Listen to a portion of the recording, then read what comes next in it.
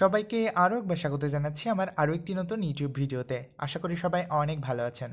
তো আজকে আমি দ্য ডেইলি স্টারের একটি এডিটোরিয়ালের প্রথম অংশের অনুবাদ করে দেখাবো।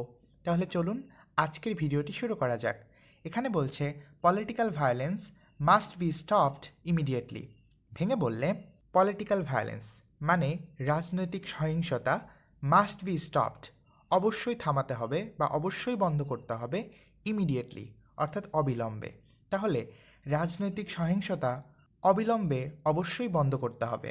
আশা করি বুঝতে পেরেছেন। Next, government must maintain firmness in law enforcement.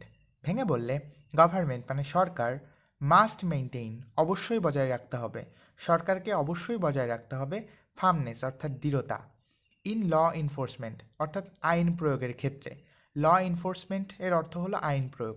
তাহলে সরকারকে অবশ্যই আইন প্রয়োগের ক্ষেত্রে দৃঢ়তা বজায় রাখতে হবে। আশা করি বুঝতে পেরেছেন।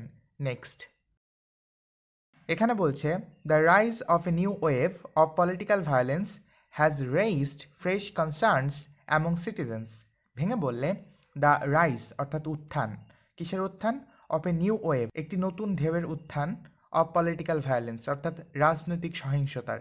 তাহলে রাজনৈতিক সহিংসতার একটি নতুন ঢেউয়ের উত্থান হ্যাজ রেইজড অর্থাৎ বৃদ্ধি করেছে বা বাড়িয়ে তুলেছে ফ্রেশ কনসার্নস অর্থাৎ নতুন উদ্বেগ বাড়িয়ে তুলেছে। ফ্রেশ শব্দের অর্থ এখানে নতুন। তাহলে নতুন উদ্বেগ বাড়িয়ে তুলেছে কাদের মধ্যে? অ্যামং সিটিজেন্স অর্থাৎ নাগরিকদের মধ্যে। তাহলে বাংলায় বললে এমন হচ্ছে যে রাজনৈতিক সহিংসতার নতুন ঢেউয়ের উত্থান নাগরিকদের মধ্যে নতুন উদ্বেগ বৃদ্ধি করেছে বা বাড়িয়ে তুলেছে। আশা করি বুঝতে পেরেছেন। এখানে বলছে the latest incident saw the horrific death of Zulhaz Mia, a bus driver in Mymensingh, who was burned alive in his vehicle early Tuesday. ভেঙে বললে দ্য লেটেস্ট ইনসিডেন্ট অর্থাৎ সর্বশেষ ঘটনা, স অর্থাৎ দেখা গিয়েছিল, সর্বশেষ ঘটনাটি দেখা গিয়েছিল দ্য হরিফিক ডেথ অর্থাৎ মর্মান্তিক মৃত্যু। কার? অফ জুলহাজ মিয়া অর্থাৎ জুলহাজ মিয়া নামে একজন ব্যক্তির। পরের লাইনে জুলহাজ মিয়ার পরিচয় দেওয়া হবে। এ বাস ড্রাইভার ইন ময়মনসিং অর্থাৎ যিনি ছিলেন ময়মনসিংয়ের একজন বাস চালক। তাহলে ময়মনসিংহের একজন বাস চালক যার নাম হচ্ছে জুলহাজ মিয়া, তার মর্মান্তিক মৃত্যু সর্বশেষ ঘটনা হিসেবে দেখা গিয়েছিল। এখানে বলছে হু ওয়াজ বার্নড যাকে পুড়িয়ে মারা হয়েছিল, অ্যালাইভ জীবন্ত, যাকে জীবন্ত পুড়িয়ে মারা হয়েছিল, ইন হিজ ভেহিকল তার নিজের যানবাহনের মধ্যে, আর্লি টুয়েসডে অর্থাৎ মঙ্গলবার ভোরে। তাহলে বাংলা করলে এমন হচ্ছে যে সর্বশেষ ঘটনাটি দেখা গিয়েছিল ময়মনসিংহের জুলহাজ মিয়া নামের একজন বাস চালকের মর্মান্তিক মৃত্যু, যাকে মঙ্গলবার ভোরে তার নিজের যানবাহনের মধ্যে জীবন্ত পুড়িয়ে মারা হয়েছিল। আশা করি বুঝতে পেরেছেন। নেক্সট, এখানে বলছে this despicable act appears to represent a shift from politically motivated property damage to often the chosen method of anarchists to fatal assaults on innocent civilians. এখানে দুইটা ড্যাশের মধ্যে যে অংশটুকু রয়েছে সেটার অনুবাদ আমরা শেষে করব। প্রথমে প্রথম ড্যাশের পূর্বের অংশ এবং দ্বিতীয় ড্যাশের পরের অংশের অনুবাদ আমরা প্রথমে করে নেব, তাহলে লাইনটা বুঝতে সহজ হবে।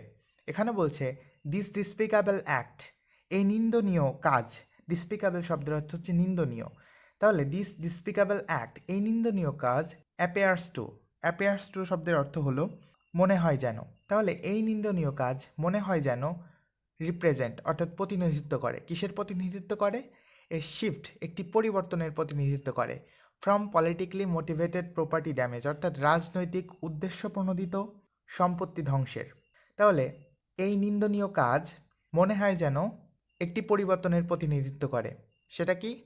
রাজনৈতিক উদ্দেশ্যপ্রণোদিত সম্পদ ধ্বংস থেকে শুরু করে টু ফেটাল অ্যাসাল্টস অর্থাৎ প্রাণঘাতী হামলা, কাদের উপরে? অন ইনোসেন্ট সিভিলিয়ান্স অর্থাৎ নিরীহ নাগরিকদের উপরে। তাহলে বাংলা করলে কি হচ্ছে? এই নিন্দনীয় কাজ মনে হয় যেন রাজনৈতিক উদ্দেশ্যপ্রণোদিত সম্পদ ধ্বংস থেকে শুরু করে নিরীহ নাগরিকদের উপরে প্রাণঘাতী হামলারই প্রতিনিধিত্ব করছে। এখানে বলছে টু অফেন শব্দের অর্থ হচ্ছে প্রায়ই। তাহলে যা প্রায়ই দ্য চুজেন মেথড অর্থাৎ বেছে নেওয়া পদ্ধতি অফ অ্যানার্কিডস অর্থাৎ নৈরাজ্যবাদীদের, যেই কাজগুলো নৈরাজ্যবাদীদেরই বেছে নেওয়া পদ্ধতি। তাহলে সম্পূর্ণটা বাংলায় অনুবাদ করলে এমন হচ্ছে যে এই নিন্দনীয় কাজ মনে হয় যেন রাজনৈতিকভাবে উদ্দেশ্যপ্রণোদিত সম্পদ ধ্বংস থেকে শুরু করে নিরীহ নাগরিকদের প্রতি প্রাণঘাতী হামলার দিকে একটি পরিবর্তনের প্রতিনিধিত্ব করছে, যা প্রায়ই নৈরাজ্যবাদীদেরই বেছে নেওয়া পদ্ধতি। আশা করি বুঝতে পেরেছেন। নেক্সট, এখানে বলছে the capital city has also been rocked by crude bomb blasts and arson attacks simultaneously. ভেঙে বললে দ্য ক্যাপিটাল সিটি অর্থাৎ রাজধানী শহর হ্যাজ অলসো বিন রকড অর্থাৎ কেঁপে উঠেছে, রক মানে কেঁপে ওঠা, তাহলে রাজধানী শহর কেঁপে উঠেছে বাই ক্রুড বোম ব্লাস্টস অর্থাৎ ককটেল বোমের বিস্ফোরণে অ্যান্ড এবং আর্সন অ্যাটাকস এবং অগ্নিসংযোগের আক্রমণে। তাহলে ককটেল বোমের বিস্ফোরণে এবং অগ্নিসংযোগের আক্রমণে রাজধানী শহর কেঁপে উঠেছে সাইমুলটেনিয়াসলি অর্থাৎ একই সাথে। তাহলে বাংলা করলে এমন হচ্ছে যে রাজধানী শহরও একই সাথে ককটেল বোমের বিস্ফোরণ এবং অগ্নিসংযোগের আক্রমণে কেঁপে উঠেছে। আশা করি বুঝতে পেরেছেন। নেক্সট, এখানে বলছে this coordinated acts of intimidation signal a deep warning trend ahead of the planned February election which must be decisively and collectively addressed. ভেঙে বললে দিস কোঅর্ডিনেটেড অ্যাক্টস এই সমস্ত সমন্বিত কর্মকাণ্ড অফ ইন্টিমিডিয়েশন অর্থাৎ ভয়ভীতি প্রদর্শনের।